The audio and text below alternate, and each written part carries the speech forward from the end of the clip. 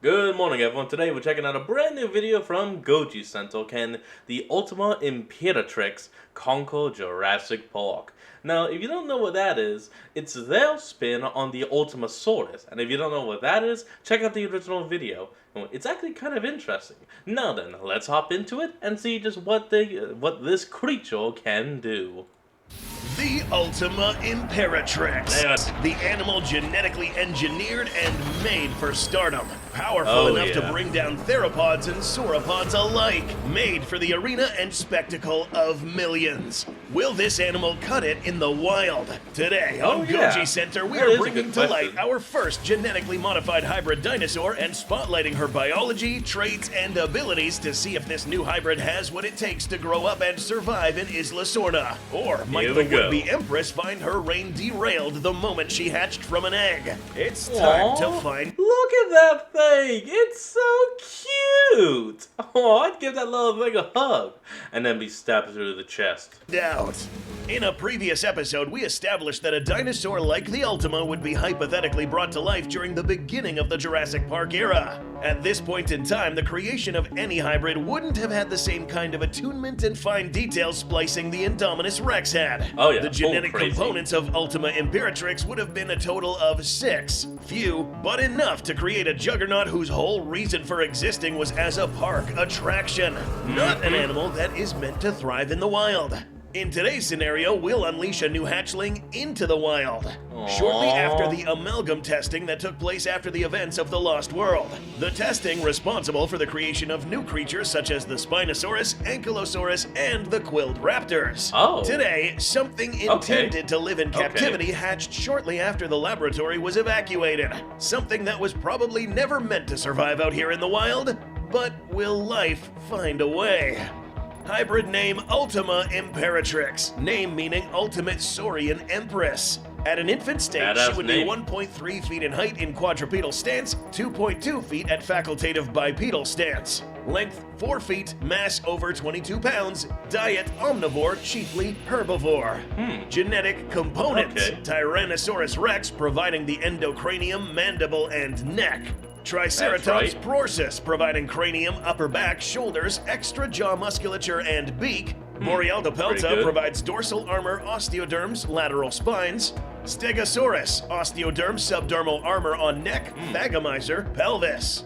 Ingentia prima, limbs, mobility, core, body. And Alamosaurus, air sacs, size, extra osteoderms, hind limbs, and pelvis. Before we move on, we'd like to invite you guys to play a fun little game while you watch the rest of this episode. Throughout this mini documentary, there will be 10 hidden redemption codes that will randomly appear. First 10 people to click the link below and enter the code will get a free audiobook copy of Prehistoria. In the spirit of walking with dinosaurs and presented by Goji Center's lead in-house researcher, this is a trek back 70 million years ago to showcase the life of a raptor like never seen before, after the life of one is upended by an encounter with a trio of dangerous predators. One part story, one part science, this is one for any dinosaur fan. Nothing gigantic starts like this. Most herbivorous dinosaurs start small upon hatching. Had the Imperatrix started out this small in the most dangerous environment on the planet, its fate might have been sealed before it even hatched. This is where T-Rex in the mix might cinch for it. Little known fact about dinosaur eggs is that theropods have some of the largest in the fossil record.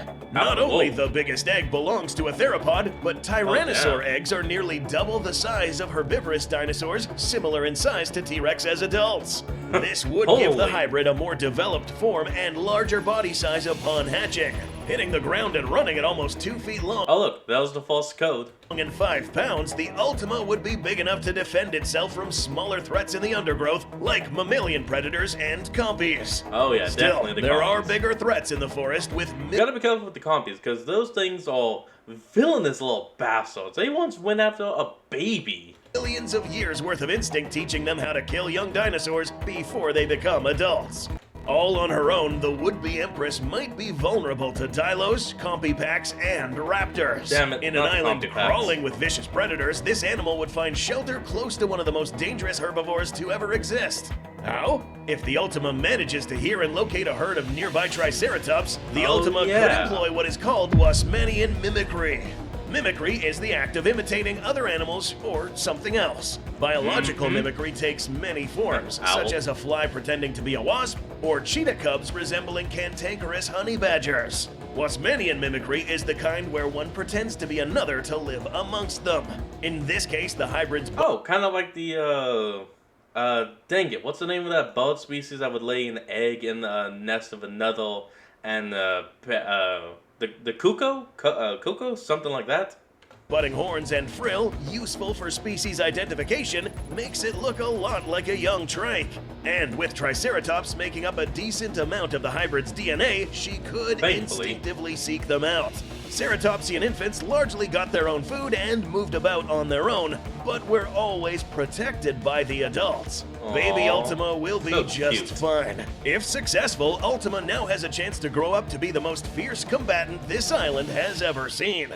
Growing up with the most aggressive and battle-adept herbivores will help in many ways. Locking horns and having sparring partners with other Triceratops will give Ultima plenty of experience on literally using her head. Because she will end up growing much larger than her ceratopsian counterparts, in her adolescent years she might outgrow these strikes, taking part in both intraspecific combat and against other big carnivores. This kind of behavior, or a young dinosaur being raised by another species, is nothing new. Seen in nature today and known as brood parasites. Despite the name, brood parasites, that's what the cuckoo thing is. And this isn't always a bad thing. For instance, spotted cuckoo birds infamously lay their eggs in the nests of crows to be raised alongside the crow hatchlings. Only in this case, the toxic and foul-smelling defenses of the baby cuckoo end up protecting the crows that raise it. The hybrid in this case may be able to earn her keep. Sauropods like Ingentia and Alamosaurus that make up a majority of her genetic composition have surprisingly... Oh, that was the auto code right there down on the bottom. Look at the timestamp. ...good color and night vision. Timestamp. More so than most other herbivorous dinosaurs. Bolstered by T-Rex genes, the Ultima could act as a lookout and alert the herd of oncoming threats, which helps her out in the long run. And should a trike or an attacker die from battle, the Ultima would have plenty of food managing that carcass. For those that may think this behavior is a bit bizarre and will likely spook the trikes, know that these two were known to supplement their diet with meat. So the mere act of eating a dead Ceratosaurus foolish enough to attack the herd won't really spook any trikes. There is a problem. Like any hybrid, any advantage will bring in disadvantages. We just talked about how T-Rex makes up a considerable chunk of this animal's brain, and after... Oh, that was the next code, there by the bottom of the DNA. Becoming large enough and brain more developed, coexisting with what is instinctively a prey animal and a mortal enemy species in the wild will be increasingly difficult. With random bursts of aggressive behavior, the other trikes will begin to keep their distance and eventually begin to shun the Ultima away. Coincidentally, it is around this age where young Triceratops would take off on their own. And fortunately for the Empress, in progress, her modified accelerated growth rate granted her a corporal build large enough to fend off against a good majority of the animals in this island already. Feeding on vegetation and any corpses she runs into, it won't take long for Sorna to begin shaking from footfalls of rumbling earth. Ultima Imperatrix, adult form, 20 feet tall in quadrupedal stance, 32 feet tall in facultative bipedal stance, length 60 feet, weight up to 18 tons. So, to talk about the part we've all been waiting for, let's discuss her weapons. The Ultima Imperatrix, upon reaching her full size, is literally armed head to toe and back with weaponry. This animal, as discussed already, is composed of animals who can be put into groups depending on their fight methodology.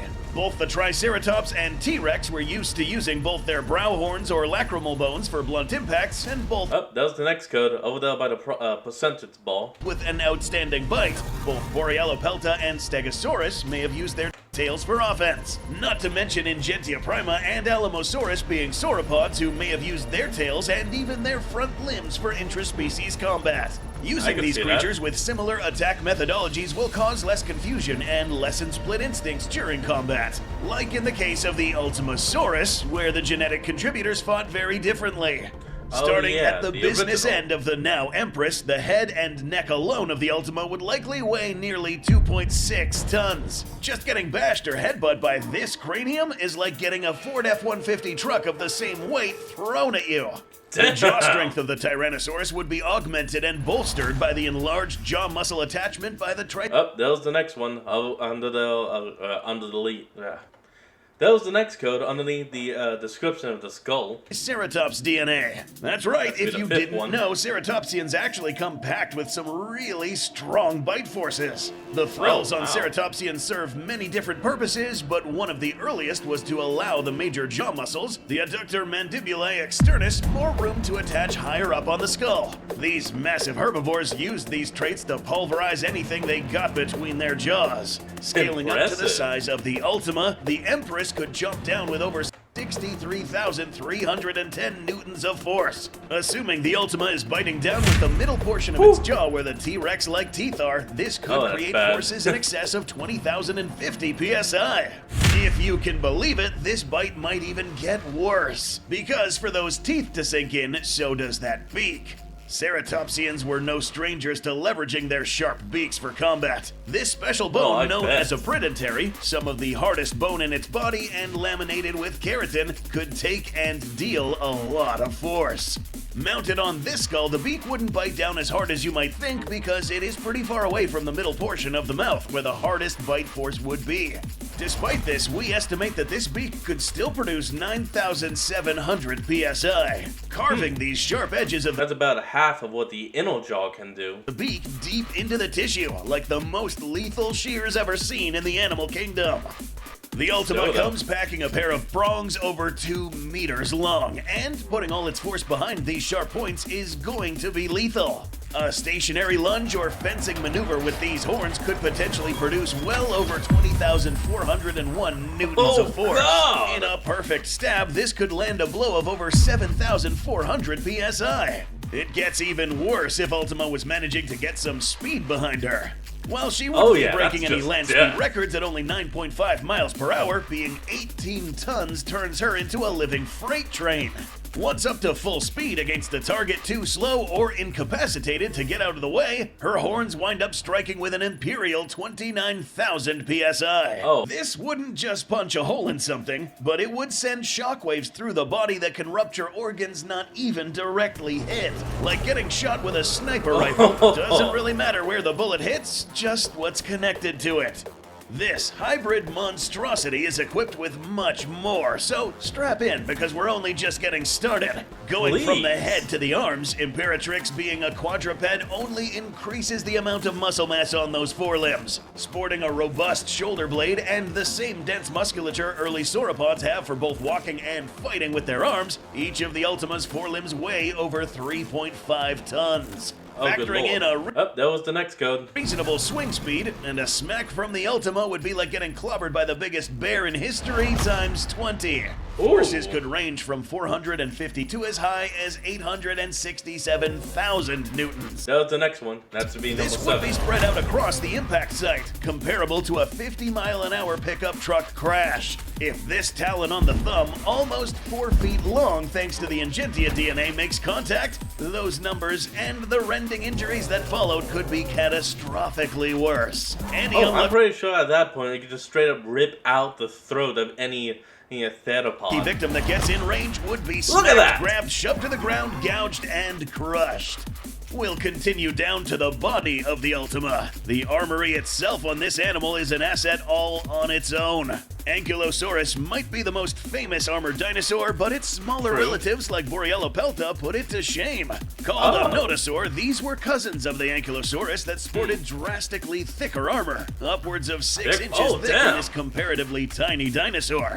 Research by Michael Habib shows that notosaur armor is layered multiple times over by sheets of keratin, bone, and underlying fibers woven under the skin. Together, this thick armor acts like So it's literally triple layered. hardened plates Damn. on top and Kevlar on the bottom. At Ultima size, the scaled-up version of this armor would mean that not even the mighty bite of a T-Rex would be capable of biting through, which could be up to 2 feet deep in some spots. Down in the underbelly, we have the armored titanosaur coming in, Alamosaurus. Underneath the hide on the flanks and belly are a fine mesh of smaller nodules of bone and dense fibers, acting like a layer of Kevlar and chainmail to protect the undercarriage. Between these and thick gastralia, effectively doubling the ribcage, the Empress is armored above and below. Oh, that's the next code. Lining the sides of the hybrid's armor are those formidable spikes, perfect for discouraging a flanking attacker or shoving into a foe when brawling.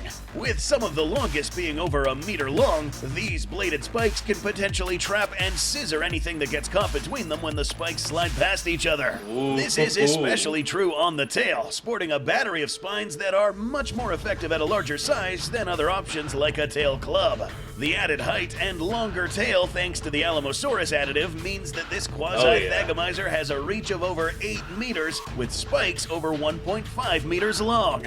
With it able to whip back and forth it's literally an axe tail! Surprisingly fast, this makes approaching the hybrid from the flanks extremely risky. And we've already covered how bad of an idea it is to get in front of it anyways. What would all this weaponry be used on?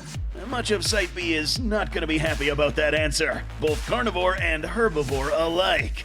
There's a few reasons why we mentioned that this animal isn't really meant for living in the wild. Fueling a body like this needs a lot of food. Research on dinosaur metabolism, modern and extinct, will give us some insight as to how much the Empress needs to eat. For every kilogram of body mass, this hybrid would need to eat between 25 and 30 calories of food.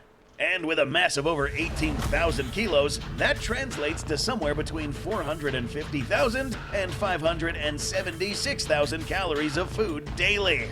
Recall that this animal is weirdly, that doesn't sound as much as I thought it would have been. Mostly herbivorous, with around 70% of its diet being greenery. Thankfully, Sorna has nothing but a bounty of food to offer, likely inhabited by native farmers and then later built upon by InGen. There are a lot of feral crops and high-calorie prehistoric plants all over the island. Breadfruit, a common staple across the Pacific, fueled Maori explorers for centuries before it spread across Latin America. Just one contains 2,200 easily digested calories. But the other 30% is bloody business. Surely you want to hear how Imperatrix acquires this portion of her diet.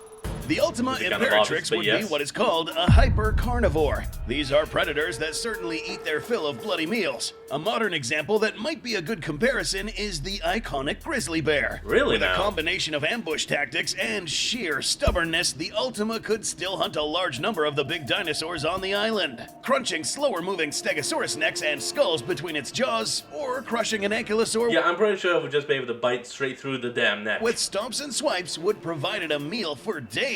Should the hybrid come up against another predator, a defensive swing of that tail might end up netting it another meal. Just like grizzlies, the hybrid might also leverage its huge size and imposing stature to intimidate other predators from their kills. This behavior, called kleptoparasitism, is very common amongst predators big and small. That literally translates to a stealing parasite.